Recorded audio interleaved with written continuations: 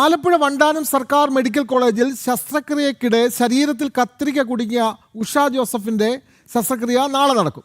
കത്രിക കുടുങ്ങിയ സംഭവത്തിൽ വീഴ്ച തുറന്ന് സമ്മതിച്ച് ആർഎംഒയുടെ റിപ്പോർട്ടും പുറത്തു വന്നു.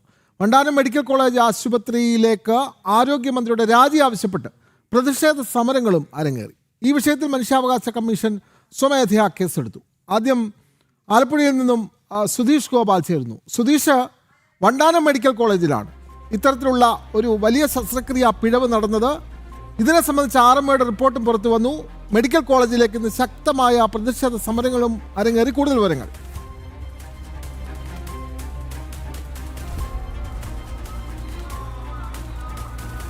വിനോദ 5 വർഷം മുമ്പാണ് ഇത്തരത്തിലൊരു ശസ്ത്രക്രിയയിലെ പിഴവ് മൂലം ഇത്തരത്തിൽ ഒരു വീട്ടമ്മയുടെ വയറ്റിൽ കത്രിക കുടുങ്ങുന്നത്.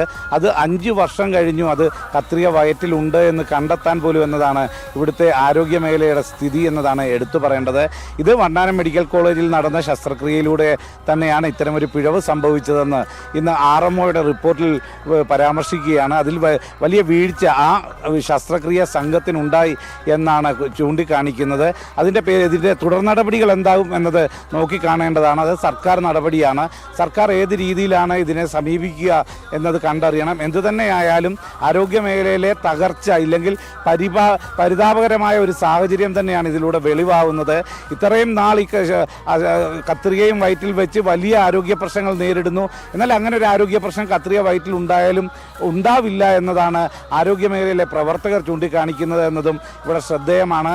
നേരത്തെ ലളിതാംബിക എന്ന ഡോക്ടർ അന്നത്തെ ഈ യൂണിറ്റ് ചീഫായിരുന്നു. അവർ ഇത്തരത്തിൽ വലിയ ന്യായീകരണങ്ങൾ നിരത്തിയിരുന്നു. എന്നാൽ അതിനെ എല്ലാം തള്ളിക്കൊണ്ട് ഇവിടെ നടത്തിയ ശസ്ത്രക്രിയയിലൂടെ തന്നെയാണ് ഇത്തരം ഒരു പിഴവ് സംഭവിച്ചതെന്നാണ് ആർഎംഒ റിപ്പോർട്ട് നൽകിയിരിക്കുന്നത്. അത് DMIക്ക് കൈമാറിയിട്ടുമുണ്ട്. തുടർ നടപടി എങ്ങനെയെന്നത് നമുക്ക് നോക്കിക്കാണേണ്ടതാണ്.